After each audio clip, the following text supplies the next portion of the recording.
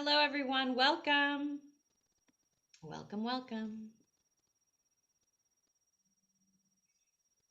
If you are so inclined, please let us know where you're tuning in from. Use the chat and tell us where you're joining us from. Cheyenne, Wyoming. So cool. Hello. Camellia, welcome. London. Hello, Anne. This is kind of my favorite part of doing these, actually.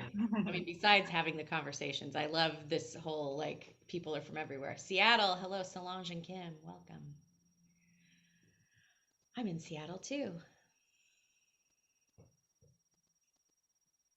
Welcome, welcome. We're going to give this just a second here for a few more people to get tuned in, and then we will start. Belfast, Ireland, hello, Matthew.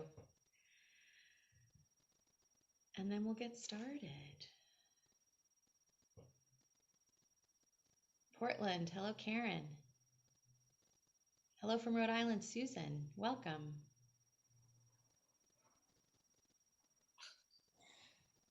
All right. And there goes my air purifier kicking up a little bit, so hopefully that won't make too much noise. It's like between the smoke and all the other things. We'll see what happens.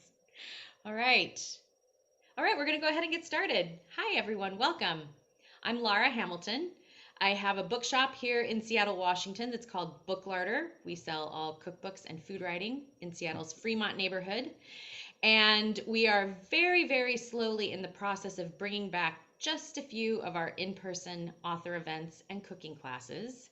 But in the meantime, we are still doing so many of our author talks here on Zoom, which has been a tremendous pleasure because, as I said, as you were all tuning in, it means that so many of you from all over the world can join us and we can have a conversation like the one we're having today, where all three of us are in different places, but we can come together and celebrate a really delightful book. This is actually the second time we are doing a virtual celebration with Letitia Clark, and also the second time we've had Emiko Davies with us. And so I feel very fortunate to welcome both of them today. We are here today to talk about Letitia's absolutely gorgeous new book, Vita E Dolce. It is just out last week, I believe, in the US. It's a wonderful celebration of Italian desserts. And she is going to be in conversation today with a fellow lover and writer about Italian food, Emiko Davies. They are going to talk about the book. They will leave time for questions, of course, and take those throughout the talk. So if you have questions for Letitia and Emiko, please use the Q&A button at the bottom of your screen on Zoom, and that will make it a lot easier for them to keep track of the discussion. You can use that chat feature to talk to each other and just use that Q&A to talk to Emiko and Letitia, please.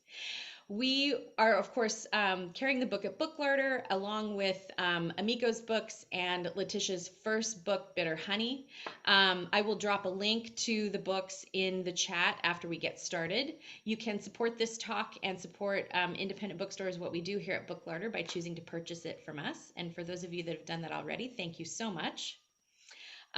We'll have about an hour today, and as soon as we've got the recording done within the next 24 hours or so, we will of course post this to the Booklarder YouTube channel. If you just go to youtube.com and search Booklarder, you'll find our channel and you'll see this talk as well as lots of other talks that we've done. And Letitia's Bitter Honey talk is actually the very first one that's on there. So if you want to go way back in time, you can check that one out as well. All right, I am going to turn things over now. So please join me in welcoming Emiko Davies and Letitia Clark. Thank you. Thank you for having us. Hi, Letitia. I just wanted to say, first of all, congratulations on your beautiful second book. Thank you very much. I've been reading it cover to cover the last couple of days, and I think it's kind of perfect timing for a book about sweets to come out when we're sort of still in a pandemic, and some people at home, my family are all in Australia, they're all in a lockdown at the moment, and everyone's like looking for baking recipes and comforting kind of sweet recipes to be making. And I know that you were writing this book while partly in lockdown, or in total lockdown, or over the time that you were doing it. I wondered what that experience was like for you compared to writing the first book, or maybe what were sort of the biggest challenges you had while writing a cookbook during a pandemic? Yeah, I think it's obviously sort of become the main question now whenever I talk about this book, is kind of like the cloud of the pandemic hanging over it and how that affected everything. But I think, and I did actually talk about in the preface, I mentioned the pandemic because I think, I mean, although sort of cookbooks in a way should be classic and, shouldn't necessarily be totally connected to a certain time I do think because food writing is also kind of life writing, as everyone knows who writes about food. It's very much a sort of diary in a way, a kind of edible diary. I did think it was important to kind of say that it had been written during the pandemic, and that was a big sort of impetus in why I wanted to write it. And I think I really wanted to focus on a project that was overwhelmingly positive and kind of celebratory and happy and joyous. And I think that was one of the things that I really wanted to put across, was this kind of focus on pleasure and enjoyment, and kind of really relishing the little moments where we get to sit down and eat something. And specifically, obviously, anyone that loves sweet things knows that they do kind of inspire and provoke kind of pleasure in a way that is not necessarily exactly the same as savory food. Savory food can be incredibly satisfying and filling and lovely and kind of warming and comforting, but sweets have that slightly sort of more poignant kind of playful aspect of really making you feel kind of joyful. So I think that was something I really wanted to get across. And so that was kind of like the philosophy behind the book. But then in terms of actual production and writing, I mean, it was really hard. It was really difficult to fly people out. We were in a lockdown, and I obviously had to get a photographer from England. And at one point, my editor was kind of panicking that we would have to try and find an Italian-based photographer, because we weren't sure that Charlotte could come out. And then, even when she was there, then there was sort of panics about whether I could go back to London to do the London leg of the shoot. So, I mean, the whole thing was sort of chaos logistically, and all kinds of tests and flights and complications. But it did mean that actually, when we pulled it off, when we did the shoot in Sardinia, and when it was all sort of wrapped up, it did feel like such an achievement. And actually, there was a really kind of positive vibe at the end of the book, which was really nice as well, which kind of fed into the whole positive angle that I was trying to capture. So even though it was written in a sort of supposedly very negative time, it was a really positive project, and it did feel like we were incredibly lucky to kind of pull it all off and bring it all together. So yeah, I think that positiveness really, I mean, it shines through. I mean, I think you said that you took the photos in summer, right? Because you've got, I mean, it just looks so sunny and full of warmth and full of, la dolce vita, all of that sort of Italianness that I think a lot of people are, if they haven't made it back over to Italy, that they're missing, or that they do really love about Italy. Yeah, and I think it's one of the things that that Charlotte and I spoke about quite a lot, the photographer and I, because she's English, and obviously a lot of her kind of color palette is quite English, and I think there's a difference between kind of the colors of a really hot country and the colors of quite a cold country. And I feel like a lot of the kind of, even when I'm in England, the way I dress and the sort of colors that I'm drawn to are a little bit more muted and a little bit more kind of gray, green, brown, which are colors that I love. But then when I remember when I first moved to Italy, I was just obsessed with the kind of riot of color, like the yellow houses and the pink houses and the facades in these incredible kind of sunny colors. And also, the colors of the book were very much inspired by kind of the colors of gelato. So there's sort of I was going to say, the book looks like gelato flavors. Yeah, exactly. Yeah. So I came up, I said to my editor, you know, I had this Pinterest board and there was like pistachio green everywhere, and there was like raspberry red, and then there was like lemony yellow, and then kind of like all of these like chocolatey brown, all of these pistachio colors. And I had a kind of mood board, and I was like, I want this book to look like a gelato. Like, I really want it to be those colors, those kind of sunny, yeah, very classic kind of Italian gelateria colors. So that was one of the things that I really hoped to kind of put across. Do you think you could talk a bit about, maybe tell people who maybe don't know about how you came to call Sardinia home? Yeah, this is one of those stories. This is kind of like, I could go on for, end up telling my entire life story, which would take many hours. But yeah, so I was working in London as a chef, and I'd been in London about 7 years, which was probably a bit too long. So I'm not really a city person. I kind of grew up in Devon in the countryside, and I was kind of craving something a bit quieter, a bit slower, a bit more close to nature. And so I was working in the last restaurant that I worked in, which is called Marito, which is a really lovely kind of Mediterranean themed restaurant. And I met a guy called Luca, who was Sardinian, and we sort of started out as friends and then became a couple. And I said to him, I'm really keen to get out of London. You know, I want to move back to Devon maybe, or, you know, figure something else out, sort of non-city life. And he said, well, I think you would really like Sardinia. It's kind of, I know that you love Italian food because he'd cooked for me already. You know, he'd made me that classic sort of first date Italian pasta where everybody falls in love with an Italian and their dishes that they make.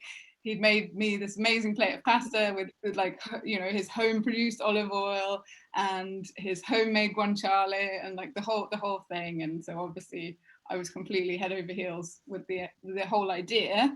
And he said to me, I think you would love Sardinia. It's got a beautiful countryside. It's very wild. It's very kind of, you know, it's a place that should be explored more. It kind of deserves to be more explored. And I feel like that, you know, that would be a really interesting challenge for you, and we could do something there together. And his family had a restaurant that I worked in for the first season.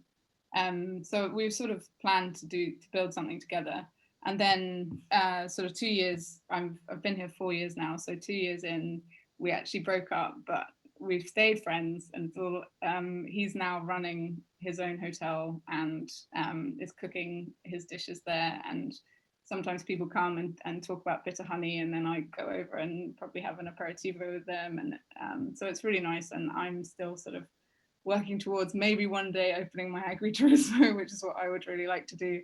And meantime, it's kind of, yeah, selling drawings and painting and writing books. So yeah, that was how it all came about. And it's, yeah, coming up to 4 years. Well, it's just past my 4-year anniversary, and I don't think I could ever leave, even if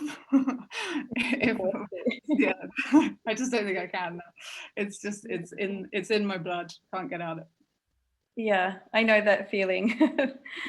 Do you think that Sardinia specifically, I mean, because it is hard to talk about Italy and it's not all the same across the whole of Italy, but do you think that Sardinia in particular has maybe changed or inspired or influenced in any way the way that you cook or eat?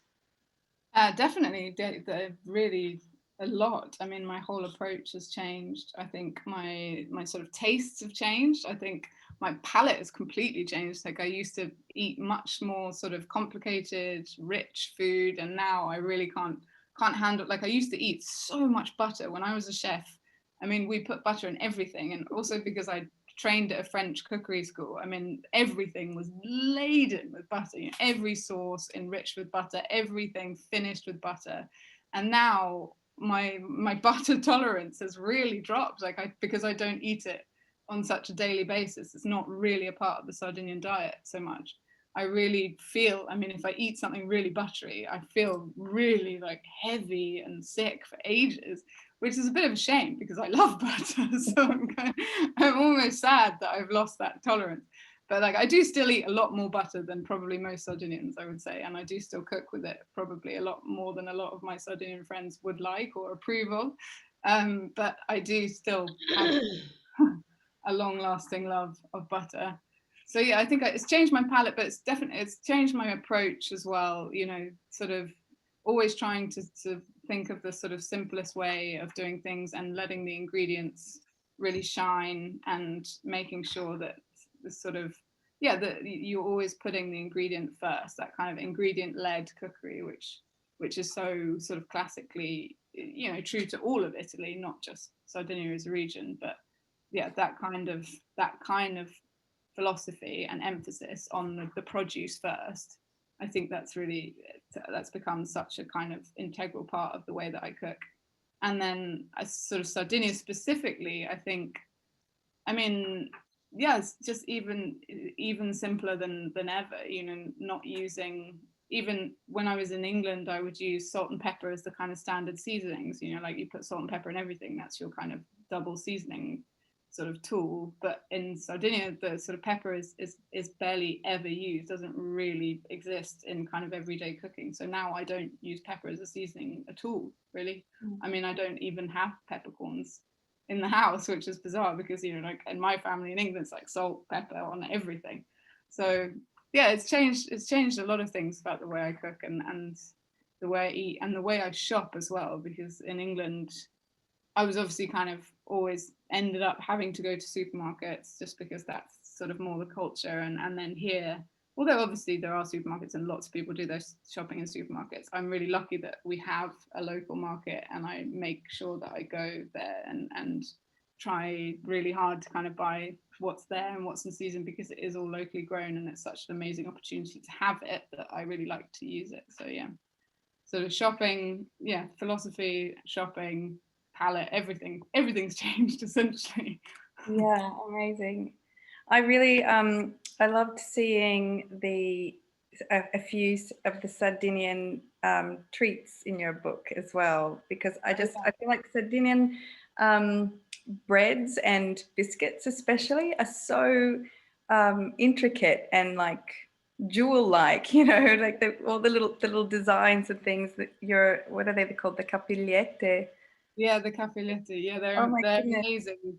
I think sorry, carry on. No, I was just, yeah, I wanted to hear you talk about those, because I just love, when I saw also the picture of them, and for people who haven't seen this, maybe you haven't seen it yet in the book, but it's a little almond biscuit, right? And it's got, they look like embroidery or lace designs on the top of it. I don't know, you can maybe talk more about it. And yeah, no, they're a really beautiful sort of traditional Sardinian dolce that are made.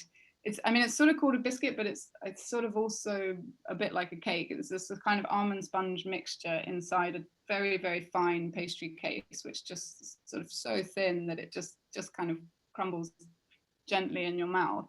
And then they have this sort of pale glass icing on the top, and then that is topped with sort of thicker, whiter glass icing that's kind of piped in these really intricate patterns. And as you say, it looks like lace, and they're very traditional for kind of weddings and christenings and confirmations. So that you kind of, it's amazing because it kind of mirrors the lace of the dresses, and the traditional Sardinian dress is all kind of lace trim on everything, and you can really see it echoed in these little cappelletti.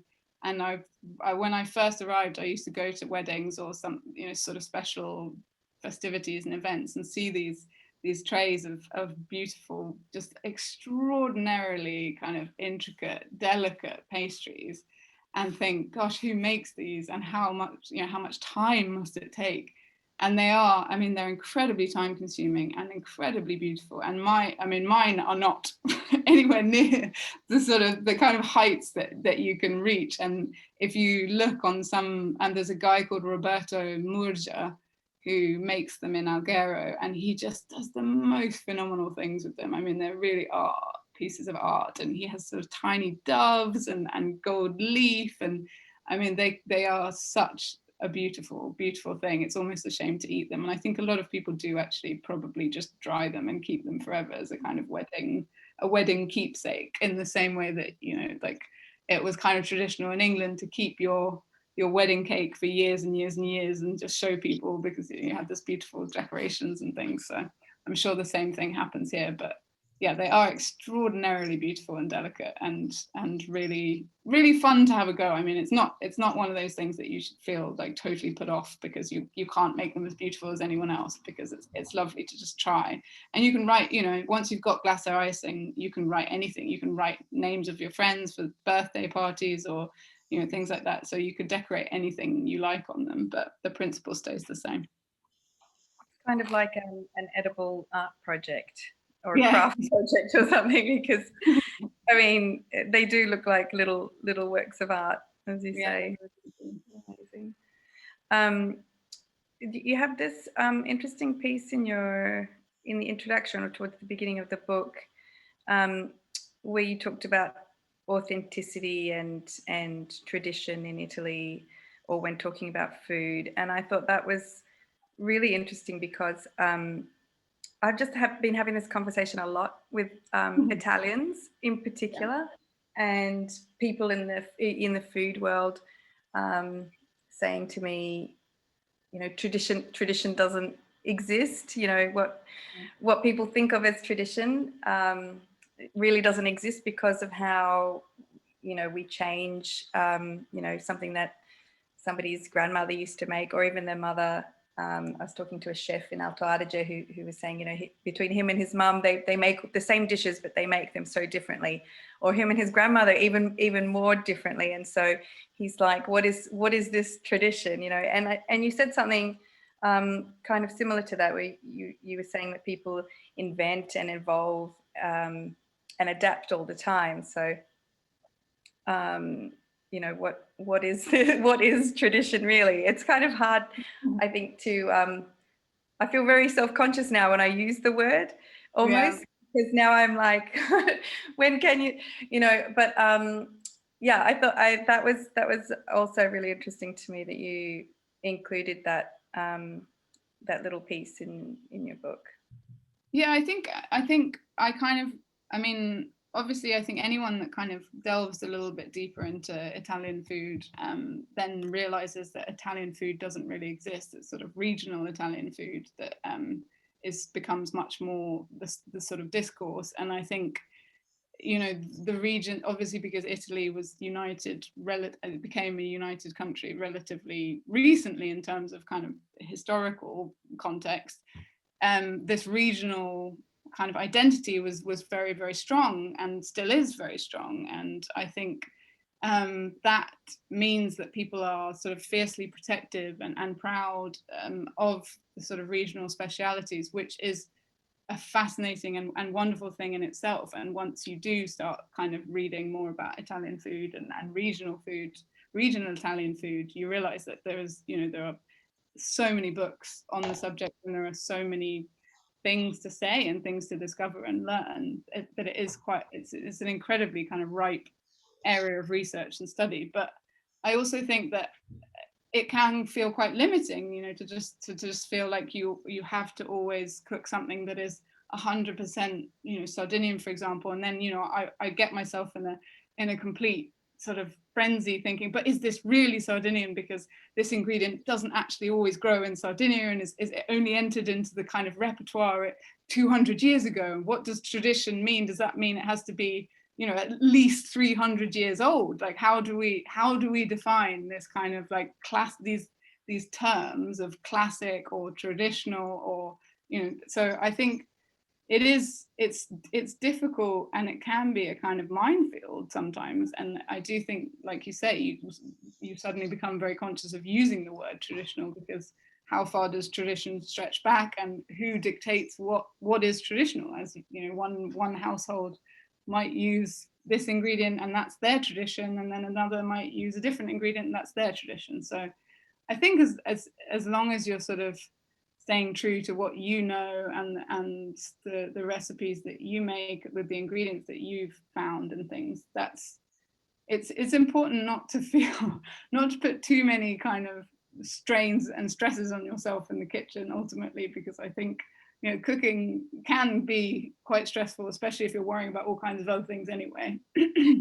So I think what I wanted to kind of get across was yeah, like I think what I fell in love with more than anything about Italian food is this philosophy, this sort of philosophy that, you know, make the most of the available ingredients, let them sort of speak for themselves, but treat them in a way which is sort of subtle, but also respectful, and really makes them become something wonderful. But then also this enormous part of Italian food philosophy, which is just to then enjoy them, you know, really take pleasure in them and take time, you know, to enjoy them. So I think those were the things that sort of, yeah, shone through everything, even the whole kind of regional debate.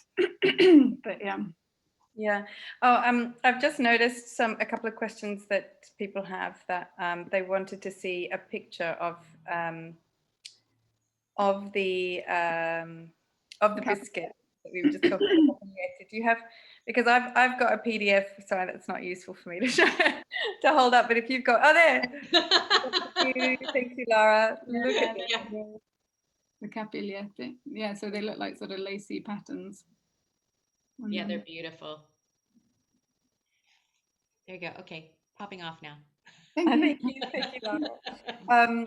No, and then going off of that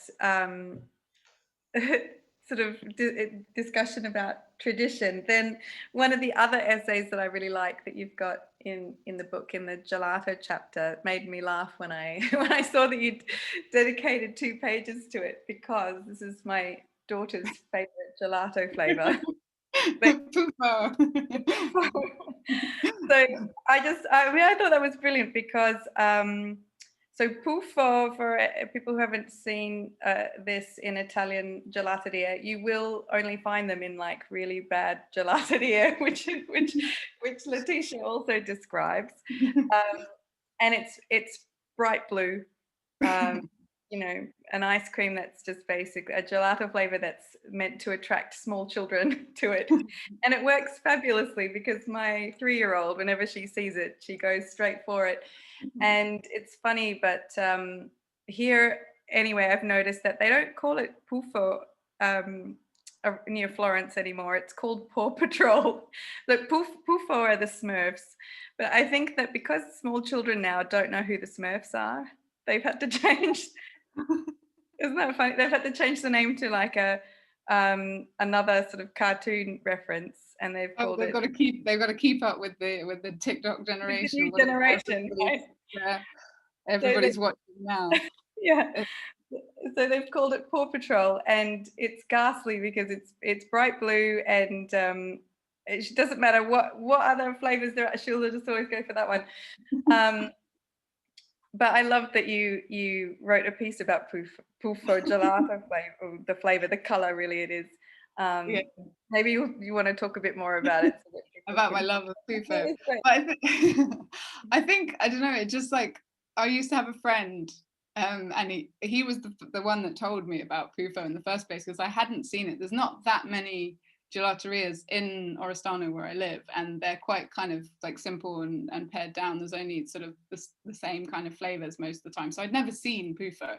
And then we went to Cagliari, which is the capital of Sardinia, and we went there for a sort of gelateria experience, to a slightly bigger, more kind of extravagant gelateria, and I saw this blue gelato, and I was like, what is this?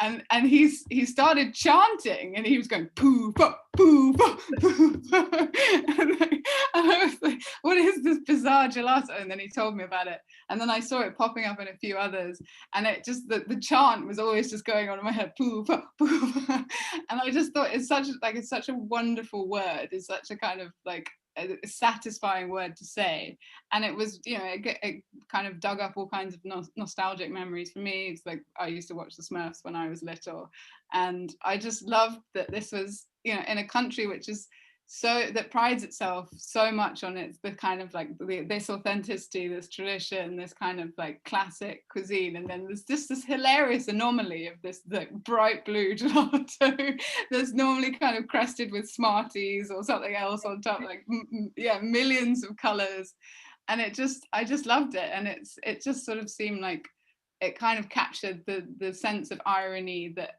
and the sense of humor that I think Italians do have as well. You know, I mean, they can be incredibly serious about their food, but they can also laugh about it. And I think that I just love that about it. And I love those kind of contradictions in life. And it's like the pineapple pizza debate, right? I'm always talking to my Italian friends about, you know, like, how is it okay to put chopped frankfurters on pizza, but it's not okay to put like tin pineapple? Yes. And it brings up the funniest debates. And like, I don't really like pineapple on pizza either. I wouldn't want to eat it, but I do like just playing devil's advocate and being like, well, why can you put chopped frankfurters on pizza but you can't put pineapple? And then everyone starts going, whoa, well, you know, it's totally different. But yeah, it's just it's one of those conversation topics, yeah, which is bound to get everyone around the table arguing, which I sort of like. So yeah, Pufo has a place, definitely has a place. And obviously, as you say, every child, I'm sure, just sees that color and goes ding. Yeah, exactly. And I mean, what you also said about, you know, the advice on, you know, choosing a good gelateria or being able to tell a good gelateria. This is something that I think people in the know do know to look for the gelateria that have their gelato, you know, kept in a basin with the lid on. So Yeah. that basically from outside you can't see what the flavors look like. Yeah. So in those kind of gelateria, I was thinking about this when reading your piece. But in those gelateria where I have taken the kids, I'm like, what flavor do you want? And the 3-year-old is like, she doesn't know what to choose. And then the 8-year-old is going, but why do they have to keep them in the side? Why can't they see? So actually, I've realized that the kids who love going out to get their gelato, they really love seeing them, and there's pleasure in the seeing of these, you know, huge mounds of gelato, which are supposedly the ones that we're supposed to avoid. But they're the ones that my kids are drawn to most, where they're the happiest. I keep taking them to this artisan gelateria that has no, you know, everything's inside the basin and they can't see it. And they always end up disappointed because they choose the wrong one, because they're not choosing with their eyes, you know. Yeah. So it's kind of ironic. I had a laugh when I read that piece on the Buffo, because I'd been thinking about that. Well, I think it's true. And I think, you know, one of the things that draws in so many tourists to Italy, you know, like that classic scene of this kind of theater of colored gelatos and swathes and crests and sort of mountains and all topped with different things. And, you know, I mean, I can see why that's incredibly visually appealing. And the little artisan gelaterias where it's just a little bit of chrome and nothing, it doesn't, you can see why no one would really want to go there. But at the same time, it gives you the point, isn't it? Like you can see it and you go, yes, I don't even need to ask what that is. That looks really good. I want that one. You know?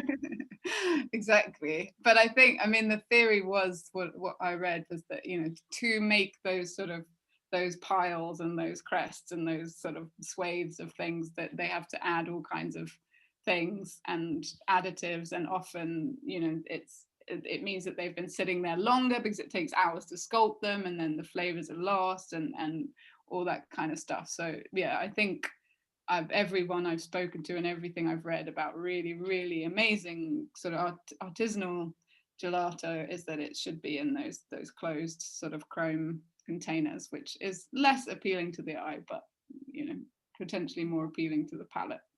Yes, yeah. I think before the summer's out, I think I might try and make your fig ripple gelato, because that really sounds so good. Oh yeah, I mean, there's a bit of a fig theme in the I noticed. I love that too, because I love figs as well. And because partly because I did add some recipes kind of as we were shooting, because we shot basically this week last year, and there was just figs everywhere. It's where I live. There's like 10 fig trees in the sort of in a line lining the driveway, and I just can't keep up with them. There's sort of 2 green ones and I think about 5 or 6 of the black ones, and they call them, I was actually trying to remember the name. I was asking my friend here. They call them like aubergine figs because they look the sort of same color as an aubergine, but they have a word for it in Sardo, which I can't remember, which I need to write down. But yeah, there were so many of them around, and every morning I would go and pick them, and then we would never just get through them eating them just like that. And so I was trying to think of recipes that would be good for using them. And I love figs and ricotta. It's one of my favorite breakfasts, the sort of mixture. So I thought I'd put it in a gelato, and I'm obsessed with this rippling thing. I mean, anything with a ripple just makes me get really overexcited. I want to put ripples in every gelato. I just think it's such a nice thing to do. And I think I used to make an ice cream at one of the restaurants where I worked, which was a sort of stracciatella, obviously. So they like taught me to do the kind of zigzagging with the melted chocolate as well. And I love anything that you can kind of ripple through a sort of creamy base, whether it's a kind of fruity ripple or a chocolatey ripple or a caramelly ripple or anything like that. It's sort of, yeah, a really lovely way of changing the flavor of a gelato, but not just making it all one pure flavor. It's kind of eating 2 things in one. Yeah, you have one bite and 2 different things happening at once. Yeah, exactly, which is really nice. And then I think, another thing about the book, which I really hoped, and actually I was talking about earlier today with someone, was that I really wanted it to be a kind of like springboard towards kind of inventing your own sort of recipes and playing with and recreating and things. And I think that's another thing about the ripple idea, is that you can have a separate fig ripple in the ricotta base, or you could just, if you don't want to do ripple, you could just pure them together and you've got a fig and ricotta gelato that's just pure all the way through or whatever. And I think that's a really nice, like once you've got the bases, then you can change the ripples depending on what's in season. You can, like, raspberry ripple was the sort of classic that I grew up with that I loved, but I can't get raspberries anywhere in Sardinia, which makes me really sad because I miss them.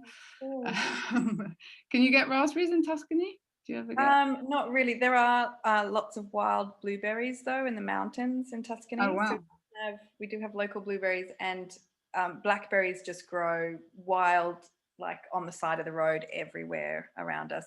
I've got just the street behind me right here. It's just basically all blackberries, but they're too far to reach any of them. But they grow wild everywhere. Yeah. There's a few of them. There's quite a few wild blackberries near me, but they seem to get, I think maybe if it doesn't rain all summer, they just dry out very, very quickly. They need a source of water, otherwise they almost grow, they're already dehydrated. It's like the blackberries look how you feel by the middle of the Italian summer. You're like, yes, I feel your pain. And actually the figs do that as well. The figs outside my house, I think because of lack of rainwater, they're just like exploding open. They're all kind of split at the bottom, even though they're not quite ripe yet. They're all splitting open, which is it's quite a kind of crazy visual sight. These like crimson little sort of flowers almost. But I mean, it hasn't rained. I can't remember the last time it rained here. I mean, I just came back from Sicily, and everyone said that it hadn't rained since May. I think it might be similar situation there. I don't think there's been any rain since May, which is crazy. But it's amazing what you get used to, isn't it? Just like, I mean, having lived my whole life in England and just being used to like all summer basically being a washout, and then now I just wake up and I know that pretty much every day it's just going to be blue sky. But you just kind of, you get used to these things, then it doesn't even register anymore. I mean, the first year when I was here in the summer, I was that tourist that was out there every day, like, yes, sunbathing. and then very soon I became the sort of person that was like closing the windows, closing the blinds, just trying to live in darkness. So yes, that's me. After 15 years, 16. Exactly. But, You do. I wanted to ask you before we go over to the to people's questions. I was just very curious if there is, or if you have in mind a recipe that is maybe the one that you hope that everyone will make. Well, Maybe it's not just one, or maybe it's one well, off. I don't know. I think the Torta Della Nona, I mean, it's a really classic Italian pudding, and it's something that I came to quite late, and I had a recipe from a River Cafe book that put ricotta in the filling, and like it was like crema pasticcera with ricotta whipped through it, and I just thought it sounded like a bit too much effort somehow, and so I didn't make it for ages, even though I made almost every other dish in that book because I loved that book, the River Cafe Classic Italian Cookbook, I think it was. But then and then I had a friend who was telling me about Torta della Nonna, and she was like, this is how I make it, and I think you'd really like it. And I tried it, and I thought, in theory, I thought, oh, it sounds a bit plain somehow, kind of like custard, just custard and pastry. But then I ate it, and I was like, there is something just that's so addictive about this tart, and something that it is sort of plain. I mean, they're very simple flavors, but it's so good, and at breakfast especially, like a cold slice of it, I actually like it when it's quite cold and the custard kind of firms up and the pastry becomes quite buttery, sort of more buttery as it's cold. So I really hope, and then just the tiny touch of like that roasted pine nut on the top that just kind of adds something extra. I think that was a real revelation to me. Even as a lover of custard, I didn't expect to enjoy a kind of custard tart as much as I enjoyed that, especially kind of that when you have that cold slice on a hot day, like in the morning first thing with a really strong black coffee. That is just, it's a good moment. So I hope people fall in love with the Torta della Nonna, and I really hope people try some of the traditional Sardinian dolce, even though they're a little more fiddly and potentially involve ingredients that are a little harder to get, because Sardinian dolce are still very like classic. And I know that actually almost always made with like strutto with lard, and I know a lot of people don't like cooking with lard anymore, but I hope some people still cook with lard and still will enjoy. I love cooking with lard. I actually think people mistakenly think that lard is somewhat greasy, but in pastries, what it does is it makes it flaky. It gives it this like amazing flakiness that you can't get with butter. I love using lard. Well, I had exactly like I because in my baking kind of heritage, my granny was a big lard lover and user, and West Country where I grew up, the scones made with lard are always the crumbliest, and you just can't get that same, you can't get exactly the same texture with butter. I mean, it's close, but it's not the same. And I was having this conversation with a Sardinian friend who helped me with the translations of some of the Italian. And he said to me, I actually put the quote in the acknowledgements because it made me laugh so much. But I was like, Mauro, you have to be aware that not like most people don't really cook with lard anymore, and a lot of people don't really like it. And he was like, ma che vita triste senza lo strutto. what a sad life without lard. And I just like burst out laughing because it's like, so he just could not comprehend that people wouldn't love lard. And I was like, no, I know what you mean, Mauro. I get it. Like I love lard, but not everybody does. So I hope maybe some people will be prompted to try some of the recipes that have lard in them, some of the Sardinian recipes. I really hope that the peaches are very photogenic. So if people want to sort of get their sort of Instagram game on, then the peaches are a nice kind of aesthetic one to do. And very like lovely kind of gifty thing to give as well, because they're so kind of visually pleasing. So yeah, but then the one that's sort of homely and very close to my heart is I had to step in with the peaches. Yeah, the peaches. We can't print the peaches. They're very photogenic. Yeah, they're lovely. So yeah, I mean, there's kind of one for everyone. I hope in there, something that like hopefully will attract someone, whether it's lard or chocolate or custard. Or fig ripple. I think mine's the fig ripple. Although, I mean, I love the sound of I really, really love the look, of those capigliette, the Yeah, Sardinian.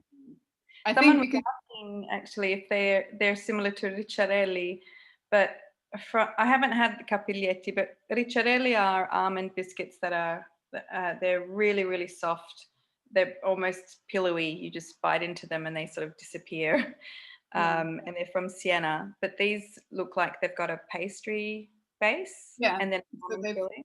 Yeah, so they've got a very thin pastry base, which doesn't really take on any color, but it's sort of crisp in the way that very fine pastry is. And then the sort of sponge filling is like a soft, moist almond sponge, and then on top is this glass icing. So they've got sort of three different textures: kind of moist sponge, slightly crisp pastry, and then like sort of crust of like the glass icing.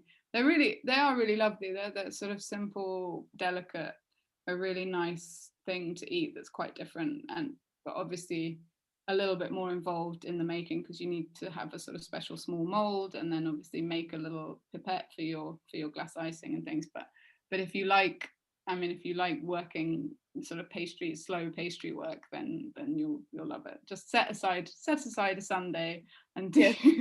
and I do like some. projects like that because I think of them as like, I don't know, I come from an art background, so I like those sort of arty sort of pasta making or pastry making that takes a bit of time and that you're using your hands with. And Exactly, yeah. Yeah, yeah. I think it's a nice thing. And I think you can practice on a piece of paper your designs before. And if you go on Pinterest or on Instagram and look up Roberto Murgia, I'm giving him like a lot of press. This poor guy is going to be like, who are these people that are suddenly? But yeah, I mean, he does make it really is art. It's extraordinary the stuff that he does. So yeah, Roberto Murgia, I definitely recommend to aspire towards his designs, which are just extraordinary, really, really amazing. But yeah. So I have a question. So I put a question on Instagram stories, or I put up a question if anyone had any questions on Instagram for you. And someone did have a question that I also was going to see if I had time to ask you. And it was whether your next book might have your illustrations in them. I'm a big fan of Letitia's illustrations. They're so wonderful and really whimsical and funny and sweet, and I don't know, I just think they would suit a recipe book as well. And Thank you. I'm wondering as well. Someone else was. No, I do really want, in fact, it's like I write a list every year of my, like, my resolutions of that year. And I think this year my resolution was get illustrations into next book. So it's definitely, it's been there the whole time. I've always wanted to have them in there. It's very difficult because they're quite specific. It's a very specific style, Mark. Do you happen to have something lying around that you can show people? I'm not actually. I've had to come to my friend's house because the Wi-Fi. Okay. My Wi-Fi is so bad that I can't really do Zoom. I'll post them on Instagram stories. But yeah, yeah, that would be great. Thank you. Yeah, they're kind of. I mean, I really want to get them into a book, and I've always wanted to get them into a book. But the Hardy Grant, I have this lovely designer who does do her own illustrations, which I really love as well. So it came as a package, and we sort of looked into putting my illustrations, but they didn't really work with the fonts and her other designs. So I think it didn't work out really with the first and second, but it's definitely third book is I want illustrations in there, and I want to do more illustrations because I just haven't been doing enough, and it's one of those things that I get frustrated about. So I'm like, no, I haven't been doing any painting for ages, and yeah, but yes. Well, yeah. Well, I for one will be looking forward to a book with illustrations in them. But you have illustrations in yours as well, because I loved in Aquacotta that there were the illustrations at the beginning of the chapters and things. I think it worked really well and it blended into the book. And yeah, luckily we kept them really simple, just simple line drawings. But yeah, luckily I had a great designer and a really great publisher when I proposed, like some little illustrations might look nice. And she said, oh, we don't have any budget for illustrations. And I said, I'll do them. So we Yeah, managed to sneak them in that way, but yeah. because you gave me a really lovely tea towel as well that had them. I think you did as part of the Yeah. yeah, had some of the fish on them. I still got it. I absolutely love it. Yeah, that had the fishes on them. So there's a question from Matthew O'Connor in the Q&A, and it says, Emiko, your book Torta Della Nona is such an example of cucina authentica, pulling from old recipe books and showcasing how Italian food is so focused on ingredients and simplicity. For both you and Letitia, how did you balance the commercial appeal of a book and a requirement to cater for so many markets while remaining authentic to the recipe and the simplicity of Italian cuisine? I can't wait to receive your book, Letitia. So that's the first. Do you want to answer first? Yeah, I think so as I say, like my kind of book is not 100% always based on kind of authentic traditional Italian recipes. There's some things that I sort of created using Italian ingredients or a kind of combinations that I'd seen elsewhere, or that were influenced by kind of Italy, like the ricotta and fig combination is kind of, I've seen that in some gelaterias. I've seen a few people eat ricotta with figs, so that kind of thing works into it. But I do think, yeah, I mean, it's a really good question and a really good point. There's definitely sort of, it's not always in keeping with the kind of modern obsession with lots of crazy ingredients, ingredient lists that are 20 things long and all these kind of, Unusual gelato flavors. Yeah. Like combination of strange ingredients in gelato. Yeah, exactly. I do think we had this. I met someone the other day who was telling me about a gelateria in Cagliari where they were making a pecorino ice cream, and I just thought, oh no. Yeah. They have one in San Gimignano. They do. I've seen actually, and in Rome, there's a gelateria in Rome that has a cacio e pepe gelato. It was bound to happen.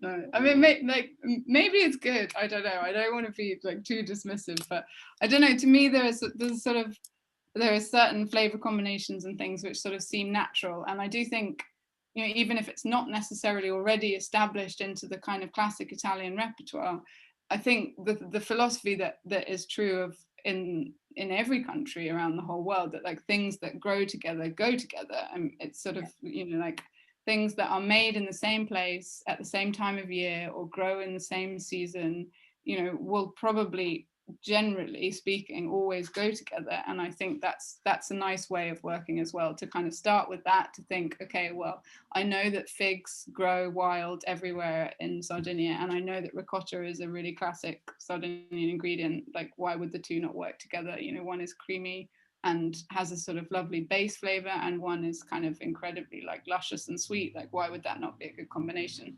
So I think that's a really nice starting point. Like, things that grow together go together, seasonality, working with what you have and what sort of comes from near you, even if it's not always based on kind of a historical or an authentic kind of traditional recipe.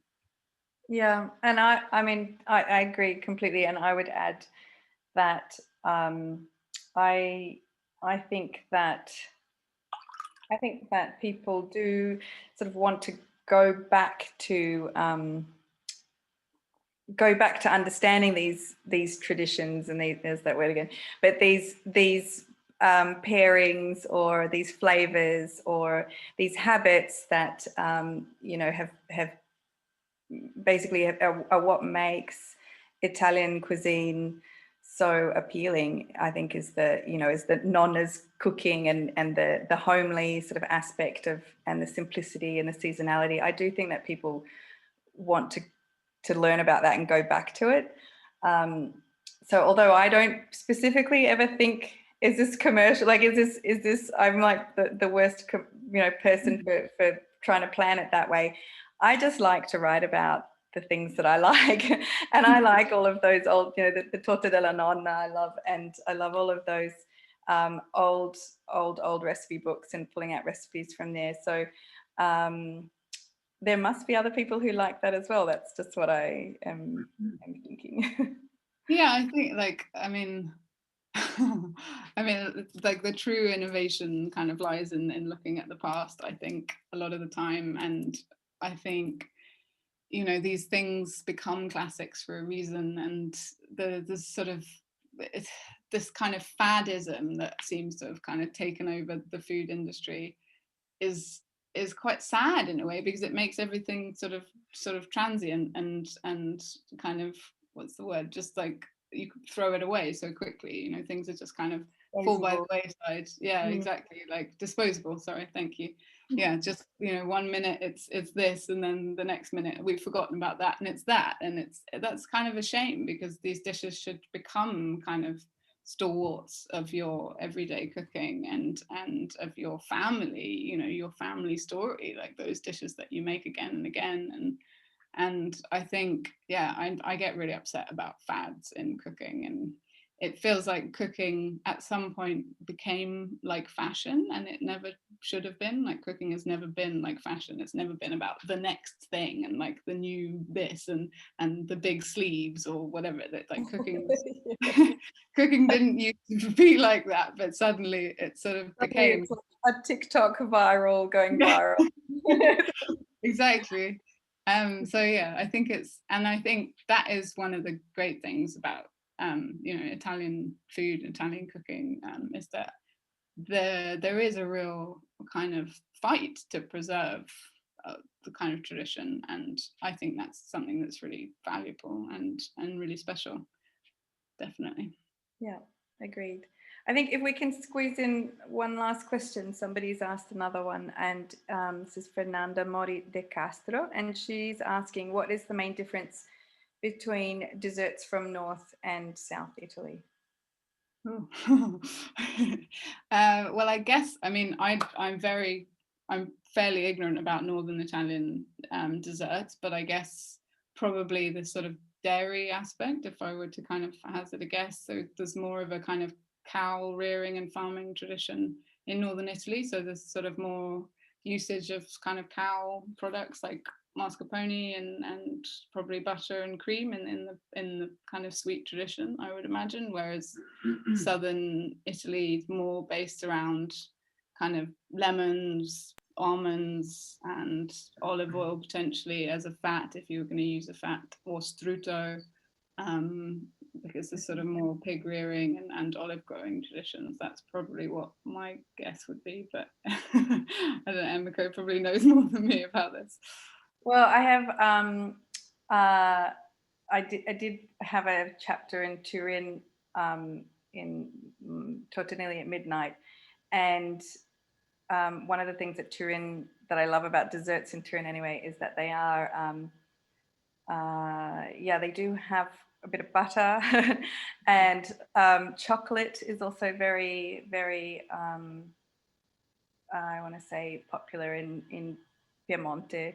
They are on the border of France though, so they do have a lot more of a you know, like a French influence to their cooking in general. But also things like hazelnuts, the local yeah, hazelnuts. I was going to say Piemonte is like the kind of northern, very traditional hazelnuts. Yeah. Nutella and Ferrero Rocher, so the hazelnuts are always Nutella, yes. Yeah. So that's probably wonderful.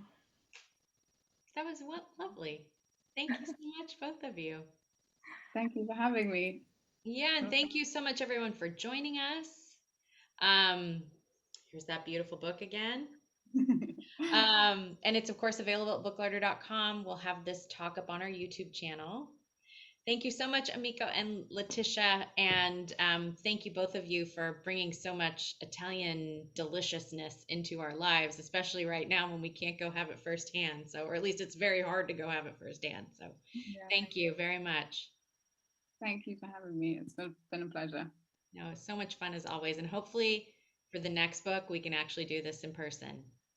Yes, no, I really want to. I would love to come. Every time I see the book, the shop pop up on social media, I think, oh, I want to go visit, because there are so few bookshops devoted to food books. It's such a like special thing. I would love to come and see it in person. We would love to have you. Both of you are welcome anytime. Please come see Agreed. us. We'll come together and bake cakes. We'll bring cake. Oh, Yeah. yes. Okay, perfect. All right. Thank you so much, everyone. Have a lovely rest of your day wherever you are, and I hope everyone is staying safe and healthy. Thank you. Thank you. Thank you for joining, everybody. Bye. Bye.